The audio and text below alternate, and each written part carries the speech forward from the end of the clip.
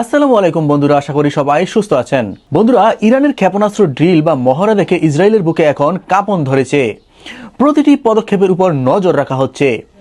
এরই মধ্যে বিশ্বের সবচেয়ে বিপজ্জনক যুদ্ধবিমানে বসে ডোনাল্ড ট্রাম্প এবং নেতানিয়াহুর একটি ভিডিও সামনে এসেছে। কিন্তু প্রশ্ন হলো, ইসরায়েলি প্রধানমন্ত্রীর দপ্তর কি ইরানের উপর নতুন কোনো হামলার সিগন্যাল দিল? অন্যদিকে তেহরানের রাস্তায় ইসরায়েলের জন্য খোলাখুলি ওয়ার্নিং টানিয়ে দেওয়া হয়েছে। লেখা হয়েছে, আমরা রাতকে বানিয়ে দিব দিন। অর্থাৎ এবার এত বেশি ক্ষেপণাস্ত্র ছোড়া হবে যে রাতের অন্ধকার দিনের মতো ফর্সা হয়ে যাবে। ইসরায়েলকে প্রশ্ন করা হয়েছে, তোমরা কি তৈরি? তো চলুন শুরু করা যাক মধ্যপ্রাচ্যের আজকের এই বিশেষ প্রতিবেদন। বন্ধুরা, এই মুহূর্তে ইসরায়েলের ভেতর ইরানের ক্ষেপণাস্ত্র এবং ইরান থেকে সম্ভাব্য হামলার ভয় পরিষ্কার দেখা যাচ্ছে। 25শে ডিসেম্বর সকালে ইসরায়েলি সংবাদ মাধ্যম যে ফিডে একটি খবর প্রকাশ করা হয়। খবরে এই ভয়ের কথাই বলা হয়েছে, যদিও এতে অনেক কথা দাবি আকারে বলা হয়েছে। কিন্তু এই রিপোর্টের মাধ্যমে ইসরায়েলের অস্থিরতা একদম সামনে চলে এসেছে। আর জেনে রাখুন, যে ফিড কিন্তু ওখানকার বড় বড় সংবাদ মাধ্যমগুলোর মধ্যে একটি।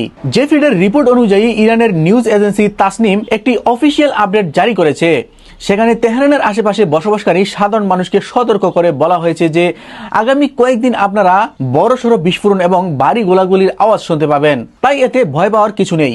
রিপোর্টে বলা হয়েছে, ইরানের রেভলিউশনারি গার্ড আইআরজিসি মিলিটারি মহড়া শুক্রবার পর্যন্ত তেহরানের দক্ষিণ অঞ্চলে চলবে। অর্থাৎ আজ যখন আমরা এই চ্যানেলটাতে আলোচনা করছি তখন এই মহড়া চলছে। এখন এই ঘোষণা এমন একটা সময় এলো যখন ইরানের ভেতর মিলিটারি অ্যাক্টিভিটি বা সামরিক তৎপরতা হঠাৎ করেই অনেক বেড়ে গেছে। আর এই সপ্তাহে দেশটির বিভিন্ন ক্ষেপণাস্ত্র বেস থেকে ক্ষেপণাস্ত্র লঞ্চ করার খবরও সামনে এসেছিল। যদিও কিছু ইরানি মিডিয়া এই ড্রিলের কথা অস্বীকার করেছে, কিন্তু সোশ্যাল মিডিয়ায় ক্ষেপণাস্ত্র অ্যাক্টিভিটির ছবি ক্রমাগত ঘুরপাক খাচ্ছে। আর মজার ব্যাপার হলো, না ইরানের সরকার না আইআরজিসি কেউ এটা স্বীকার করেনি, আবার অস্বীকারও করেনি। অর্থাৎ মানুষকে একটা বিভ্রান্তি বা ধাঁধায় ফেলে দিয়েছে যে ক্ষেপণাস্ত্র টেস্ট হয়েছে কি হয়নি, তবে এই মহড়া ইসরায়েলের বিপদ ঘণ্টা বাজিয়ে দিয়েছে। রিপোর্ট অনুযায়ী ইসরায়েলি আর্মি চিফ মিডল ইস্টে মোতায়েন American navy commander admiral Brad কোঅপারেটরের সাথে জরুরি আলোচনা করছেন। সেখানে এই আশঙ্কা প্রকাশ করা হয়েছে, ইরান এই যে অনুশীলন করছে, এই অনুশীলন ইসরায়েলের উপর সরাসরি হামলার প্রস্তুতি হিসেবে ব্যবহার করতে পারে।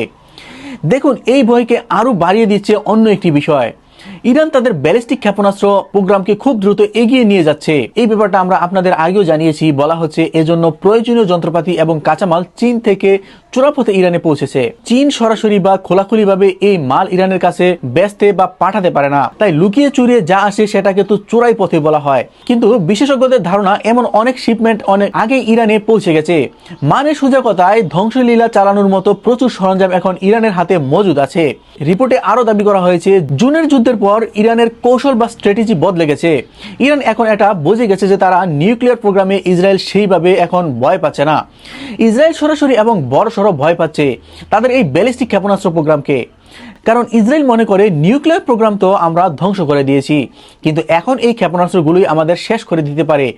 তাই এখন ইরানের পুরো ফোকাস হলো শর্ট এবং মিডিয়াম রেঞ্জ ক্ষেপণাস্ত্রের ব্যাপক উৎপাদন করা, যাতে ইসরায়েলি ডিফেন্স সিস্টেমকে ধ্বংস করা যায়।